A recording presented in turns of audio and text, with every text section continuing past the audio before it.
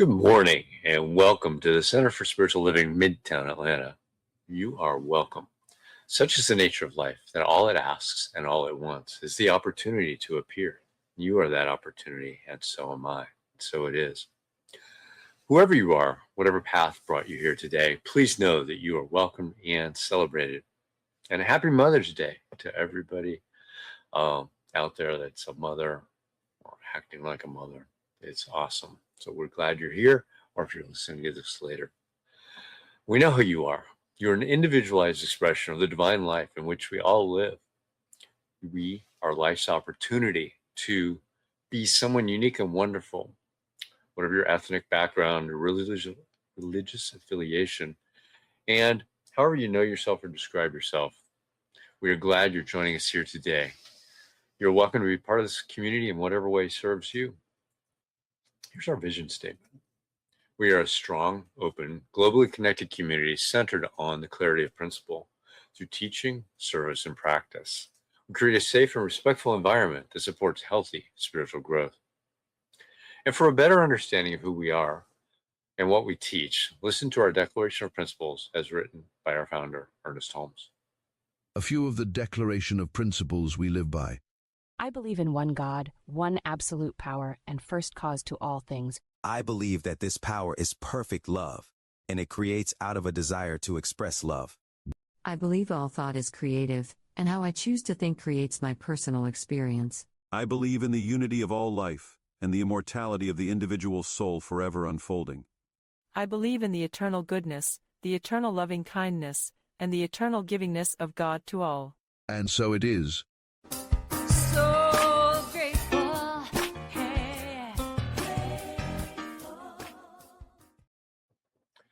So, a practitioner is someone who has demonstrated the ability to use spiritual principles in practice and laws to bring about great changes in their lives.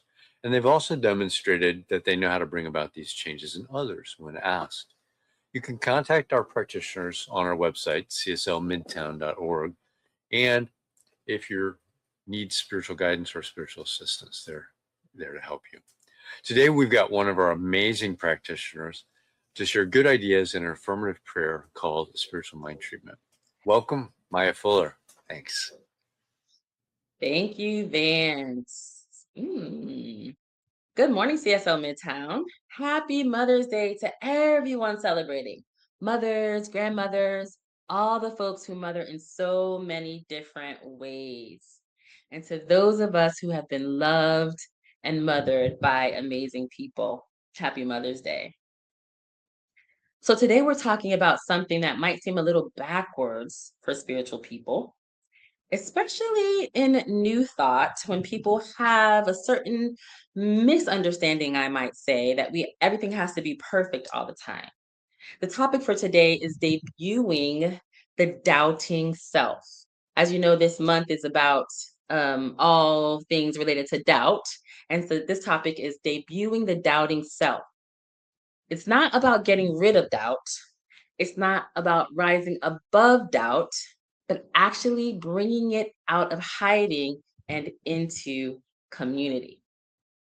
A lot of us might have learned that being spiritually mature means showing up with the confident self, the Zen self, the peaceful self, the I've got it all figured out self. But real life is a little different than that, right? We have moments of clarity and we have moments where we're not so sure. We have faith and we have questions. So this week's theme is about debuting the doubting self, like I said, but really it's about letting every part of us belong to the one life that we are. Here's what I want us to sit with. What would happen if you let your doubting self be seen by people the same way you let your confident self be seen?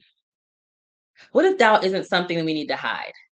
What if it's something we actually need to bring into community where it gets held and witnessed and transformed? Not necessarily into certainty, but definitely into deeper faith in a spiritual community like this. And I know this works because I live it and I practice it. The speaker for today, Reverend James Peake, actually has put together this weekly study group of practitioners and ministers and lay members where we get to bring our real selves, doubt and all. And while we study whatever we're studying, we're being introspective and we're speaking our truth, doubt and all, and we let the community hold us. As a matter of fact, I emphasize the same thing with my practitioner clients and the groups that I lead. It's okay to have doubts. It's normal. Actually bringing them into the light is where the real transformation happens. And here's what I've learned in those spaces. Doubt doesn't make faith weaker. It actually makes it deeper. So after our treatment today, we're going to hear from Reverend Dr. James Peake, who we love having back here. And he's going to show us what becomes possible when we share all of ourselves, the doubting parts included, and how that creates communities that can really hold each other in the fullness of being human. So let's move into spiritual mind treatment. I invite you to settle in your seats, to close your eyes maybe, if you feel safe, if you're in a safe space, but to settle into this right now moment where we know and affirm and celebrate the truth together that there is but one life. And we know that life is God. And that life expresses as all of creation. All power, presence, life, and love are God in its fullness. This life knows no division between doubt and faith, between question and answer, between uncertainty and trust. This is the one life that holds all things, includes all things, transforms all things. This is God. This is spirit. This is the eternal presence that is the source and substance of all that is. This one life is my life right now, right here, right now. I open my heart and mind to conscious connection with this presence. My awareness expands, and I realize even more that this life is what I am, and I am the revelation of that. I'm not separate from this wholeness. It includes every part of me, my certainty and my doubt, my faith and my questions, my knowing and my wondering. I am the full expression of divine life. Nothing excluded, nothing rejected. And so it is from this knowing that I claim the courage to debut my doubting self with the same grace I share with my confident self. So I release the belief, any belief that I might hold that spiritual maturity means hiding my questions or pretending certainty that I don't feel. I declare instead that doubt is not my enemy, but my companion on this path to genuine faith. It's part of life that leads me to faith. I share all parts of myself, including my doubt, with grace. I bring my questions into community, trusting that sharing my uncertainty is itself an act of faith. I know that when I allow others to witness my doubts, I give them permission to share theirs. Together, we create sacred space where doubt and faith dance as partners, not as opponents. I know that my doubt does not diminish my divinity. I am sure that life meets me exactly where I am. And I'm deeply grateful for this truth and its perfect demonstration in my life. And I give thanks for the courage to be fully human and fully divine, for the wisdom that comes through questioning is as important as the wisdom that comes through knowing. So I give thanks. I give thanks. I give thanks. I give thanks for spirit and for the love of all flowing in me, through me, as me, that allows me to rest, knowing that this divine, eternal truth, God in all, through all, as all, is right here, right now, always working in my favor, despite any doubts I might have.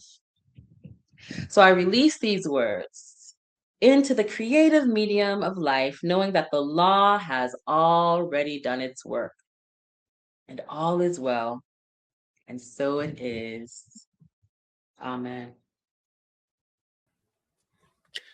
It's my pleasure to introduce our speaker this morning, and Maya's already mentioned who it is. It's Reverend James Peake.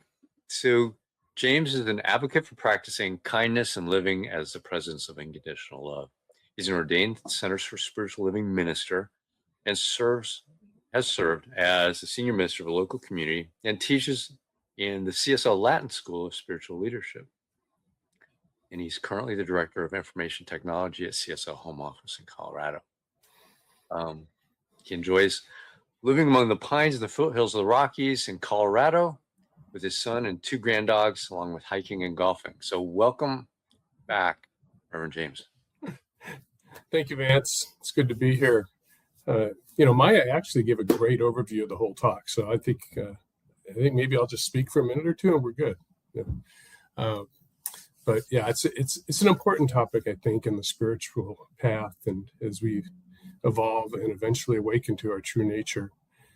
And the science of mind teaching is so powerful, and especially for folks who maybe have a lot of challenges in life, and felt like life was happening to them, they have no control. And then this teaching really affirms that oneness is life, and there's an essence of wholeness and perfection back of all the conditions and everything we see. But I think there's a trap in there, and that as we're in the teaching for a while, and you may have experienced this yourself, where we can get caught up in, oh, it's all good, it's great, I'm going to show my spiritual confidence, and I can't allow anyone to see anything other than I'm this perfect spiritual manifesting machine. And yet the reality of it is that from time to time, and maybe often initially, there is some hesitation or some doubts that start to move in. We can, maybe our faith can wander or waver. And so today we're going to give that aspect, the doubting self, if you will, a proper introduction. And we're going to allow that doubting self to come out and play and dance with that a little bit and see what's the story of this doubting self, and how can maybe it actually support us in a deeper walk as spirit. So again, we're not here to silence any doubts, but to recognize that doubting and these hesitations have to be part of the wholeness that we are, for life is not divided. Ernest Holmes reminds us that the universe is not divided against itself. So there's one life, it's not divided against itself. So that must include all of our questions, any doubts we have, uncertainties. They have to be part of the one life. And sometimes I think folks can get self-judging and start to think that, well, if I'm having doubts and I'm not sure, and I'm not just taking the word of that Ernest Holmes wrote, or the word of the minister or the practitioner as gospel, then there's something wrong. There's maybe a failure of my consciousness. Something's wrong with me. But actually, when we doubt, it's actually consciousness doing what it's supposed to do. For within us, there is a recall or a memory, and sometimes it's buried very deep because of just how life evolves. but there's a remembrance of our truth, a remembrance of our wholeness. And so these doubts are really, truly are divine, because it's consciousness ultimately wanting to reintegrate or reawaken to its true nature, true the wholeness that it is. And it's really you could think of it as a soul saying, I want to know this for myself. I don't want to just take it on blind faith. I don't want to just believe it because it was written down somewhere. It's really not spiritual immaturity to have these doubts and to wonder, because it is this impulse that drives the spiritual inquiry. And ultimately, who is the best teacher? Who's the true teacher for each of us? It's the teacher within. When we get really quiet, maybe in meditation, sitting at a park, maybe right before we go to sleep at night, when we're very quiet, and that still voice, what I like to call the quiet whispers of spirit, that's our greatest teacher. And so the doubts actually are paving the way to a deep inquiry that allows us to really look at things and look at, is this true? This was taught, but is it really true? The science of mind really at its heart, at its core, if you will, is a path of investigation. Dr. Holmes never said, just believe it and get on with your life. No, he said, here are the principles. Try them for yourself. See if they work in your life. And if not, find something else that does work. And actually, the Buddha echoed something very similar. He also was not trying to force his teaching on anyone. It was, if it works, great. If not, there's other teachings out there, but find the teaching that works for you. And this divine doubt can get very heavy sometimes. So if we have built a life up, we have a foundation to our life, and we have a lot of structures and a lot of beliefs, and we're very certain about things. There can come a time when a lot of that can suddenly crumble in a very short period of time. Because if it's not true, ultimately it can't be supported by consciousness, and it will fall away. And when a lot of the falling away happens at one time, it can really fill us with doubts, even spiritual depression. And the mystics have referred to this for many years, going back to John of the Cross, as the dark night of the soul. It's where we really believed this is the way life was, and it starts to fall away. And what's happening is, again, it's not a failure. What's happening is all those false beliefs, all those structures that were supporting a life that wasn't really aligned with spirit, with truth, starts to fall away so that something greater can emerge, which is our true nature. And so Holmes wrote about this and talked about this, about the wholeness, about the oneness. And it's not just a spiritual bypass cute phrase that we can use like, oh, it's all good. Because certainly there's going to be times where we may have challenges in life. Loved ones may pass away. We could experience a loss of a job or loss of direction. And we don't want to just bypass it by saying it's all good. It's okay. It's actually encouraged in those moments to have some doubts, because again, it allows us to go deeper, to step greater into the one life.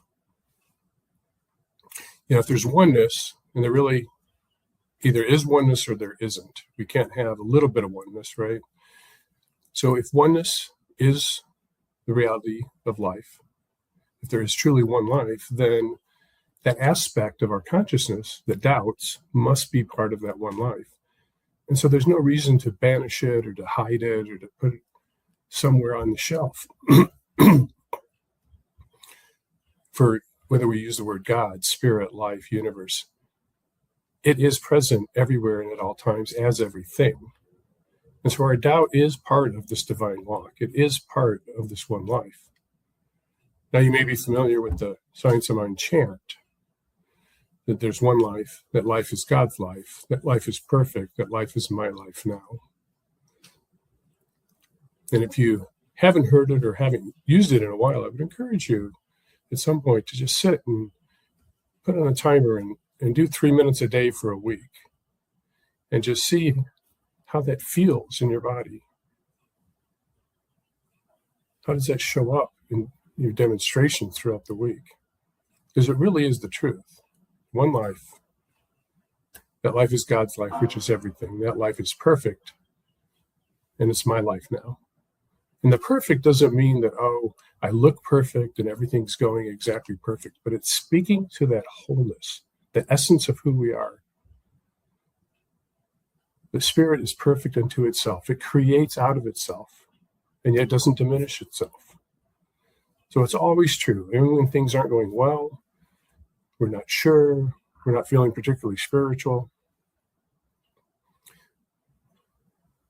we're still of the one. We are still a unique aspect of life expressing. Just like everything we see in life, all the different forms, it's all life expressing. Now, another aspect of this, and a reminder, is that really radical inclusion is part of this teaching. Holmes taught that love is the self-givingness of spirit through the desire of life to express itself. Love points the way, the law makes it happen. There's another phrase that is simple and yet very right on about this teaching. But love is the nature of the divine. In fact, there is a divine love in and through and as everything. It's beyond the human heart. It's beyond human sense of love, because sometimes our love in human form can be a little conditional. Sometimes it's not. Sometimes it's unconditional, very accepting. But we can be a little conditional. But this divine love is beyond any world of duality. It's a true non-dual oneness love. It's always present. And so I would like to mention too that today, there's a lot of celebration, a lot of people celebrating Mother's Day. But for everyone, growing up with their mother wasn't always a positive experience. And so if you are someone who had challenges or may still be having challenges around this idea that we celebrate mothers, just know that that divine love is always present. And as you open to it, it will envelop you and remind you that you're loved, that you are whole, and that you are complete. So what we're getting at here is that the invitation or the opportunity is not to fix the doubting self or to try to banish it, but to love it into belonging, to eliminate that hesitation, eliminate that sense of stepping back. I don't know if I really want to go there. Can I really question a teaching, or can I question a relationship? Can I question life? No, it's imperative that we lay down our resistance, because we know life mirrors back to us, right? Life mirrors back to the thinker what they put into it. Paraphrasing Holmes, but what we resist in ourselves, we project outward. Just like if we are enveloped in love and we're being the presence of love, we're going to project love in the world. And the challenge is that if we banish this doubting self, if we say, no, it may be part of me, but I don't want to dance with it. I don't want to look at it. I'm just going to hide it away. It doesn't go away. It's still there. And eventually that energy is going to come out sideways. It'll show up as judgment. It can show up as bitterness and even brittleness, where it starts to shake the foundations of our faith, because it needs to be seen and heard, just like all the other aspects of who we are. Seen, heard, and loved. So when we welcome in this doubting self, again, it's not a sign of weakness, but it's a spiritual practice that helps to integrate all of our aspects and return us to the wholeness that we are, but sometimes we forget. So again, it's not an act of spiritual regression if we're welcoming in this this doubting self, if we're working with it. But it is this act of integrating and reminding us that we're whole and complete. Again, not in a spiritual bypass way, not in a, oh, it's all good and I don't want to look at it, but in an honest way. And ultimately, by allowing this aspect of ourselves to be seen, to acknowledge it, be seen, it's really an act of liberation. Not only for ourselves, but for others. Whether it's a community that's spiritually based, such as Midtown, whether it's our community with our family, our community at work, maybe a club we belong to. We're in many communities. And the beauty of it is that when we are willing to be open and honest, including debuting the doubting self, we give permission. And people may not pick up on this consciously, but it may be unconscious, but we're giving permission to everyone around us to also stop pretending, to stop putting on the show, to stop having to have the perfect mask. And when all of that falls away, that's when we really have community, because it's built on our shared honesty, our openness, our love. And it's a willingness to say, yeah, I don't have it together today, but I'm still here. I showed up because this is important to me. This community is important. And I know, or if I don't know, I hope that I can show up as I am and get loved around that. And it's really challenging to be unconditionally loved if you're not showing folks who you really are, because then all they're loving is the image, right? And do we want an image to be loved? Or do we want our true nature? The way that we're really expressing, is that what we're ultimately wanting to be loved? Because that's where the healing comes in. And then what emerges from that is a faith. And it's a faith that's been tested and acknowledged and even chosen. So it's an embodied faith, not an inherited faith. Inherited faith is when we pick it up along the way, maybe from teachers, from different spiritual traditions, maybe the languaging that's going on in a spiritual community. So we start to believe, and we have this faith. I like to think of it as the faith in God. But embodied faith takes it to another level. It's a deeper walk. So embodied faith is what remains after we honestly ask our hardest questions, have our greatest doubts, and yet something is still there, something is always present, the faith of God. So I'm not putting my faith in a God that's out there or in some deity, but it's the faith of it. For as I am part of this one life, everything is in and through and as everything, then the faith I can develop, the knowingness, the deep knowingness of how spirit expresses is who I am, and I come to know that. And so this deep embodied faith. It's not a pie in the sky, oh, it'll all work out, but it's a knowingness that at any moment, regardless of the condition going on, there's that essence of wholeness. And so I can doubt the external, and yet the wholeness is still there.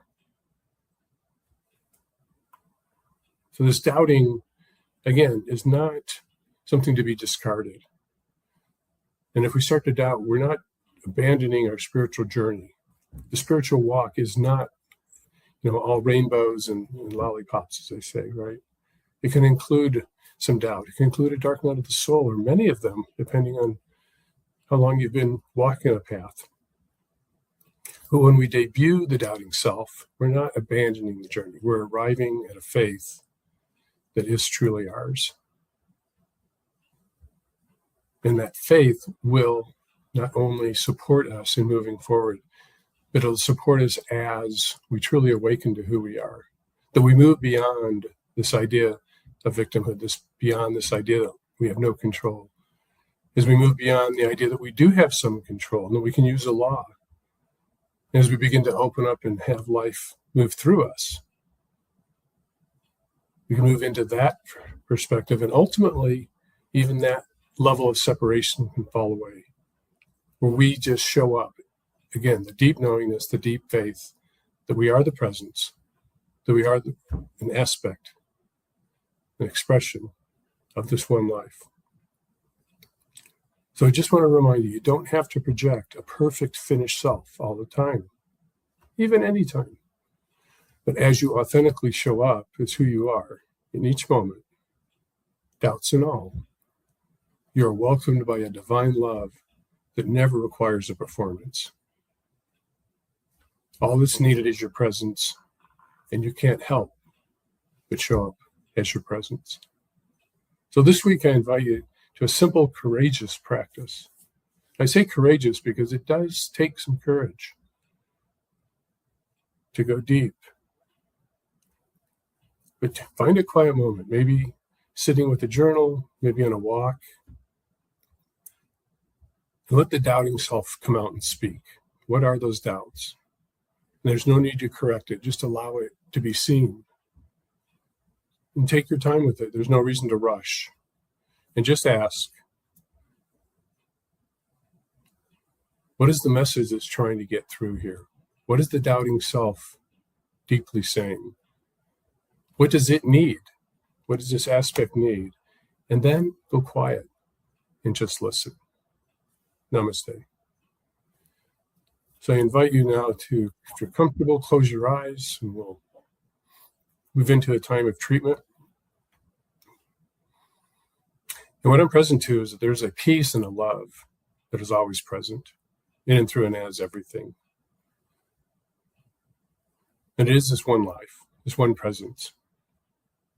It's omnipresent, omnipotent, it's all powerful, it's all knowing. It is divine love in action.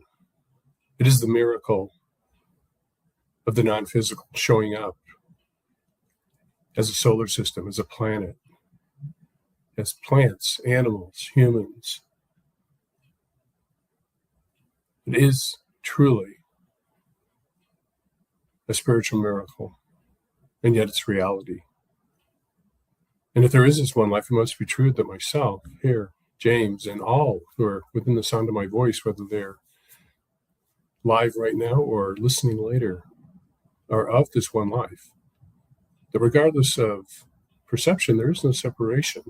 That all the words and the qualities that we use to describe God, life, spirit, is who we are. It must be by our very nature. For life does not create something that does not have the essence of life. It's impossible. It would have to break it off and be separate.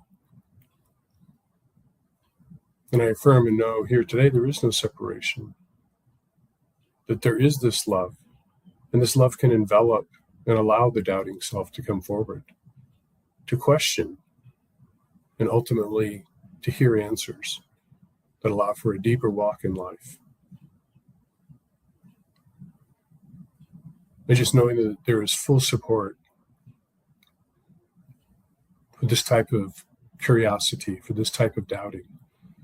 I give thanks that there is this aspect of life that supports us in our doubts and ultimately leads to an awakening of a deeper understanding, a deeper spiritual truth, a deeper perspective. I also give thanks for having had this moment in time here now to speak these truths.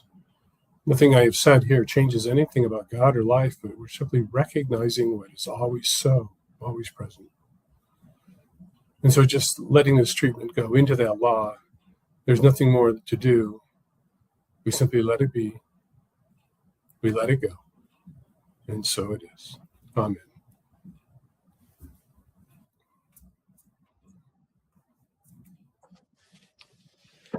Thank you, Reverend James.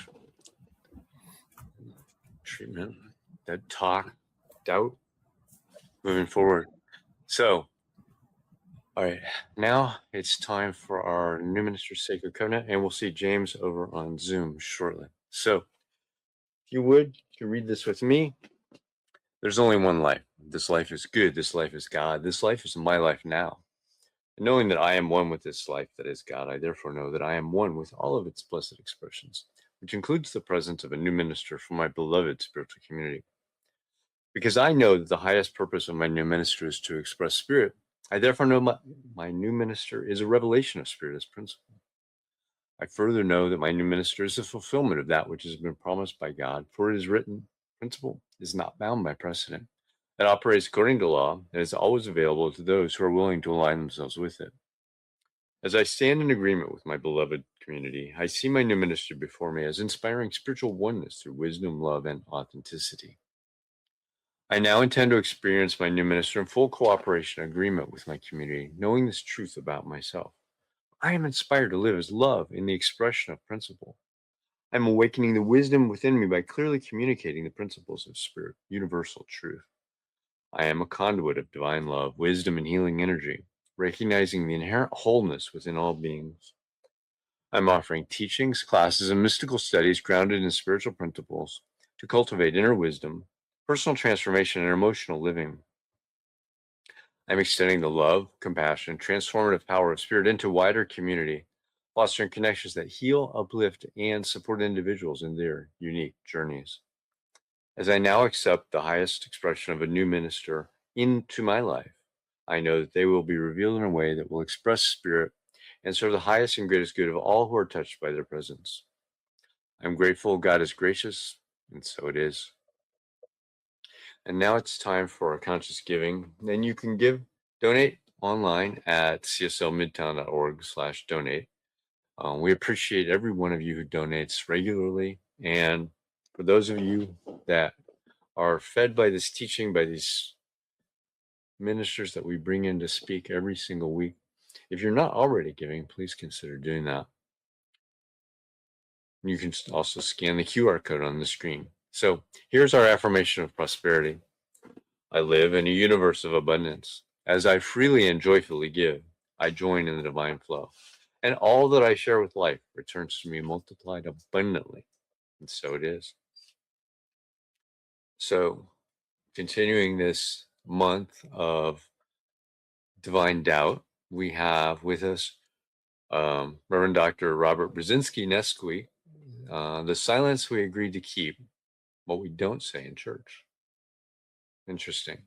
So, and then at 10 a.m. every Sunday, if you are interested in diving deeper into what the Science of Mind principles are, our adult study group is going over the Science of Mind textbook, thick book, that is the basis of what we teach. They meet at 10 a.m. on Zoom. You can go to cslmidtown.org, scroll down to the bottom. There's a Zoom link with a code to get into the Zoom room and have the discussion with them. You don't have to have read what this week's reading was to participate. So with that, if you're not already on Zoom, you can come join us over there for a discussion with Reverend James after this. So let's do our affirmation of life. I leave this place now knowing something better than I knew before. I go forth into the world with a heart full of love and a mind full of good sense. I look at the world in a greater way, knowing that I have within me everything I need to create the life I desire. I give thanks for this understanding, and I am grateful for the spirit of life that lives through me. So it is. Have a great week, everyone.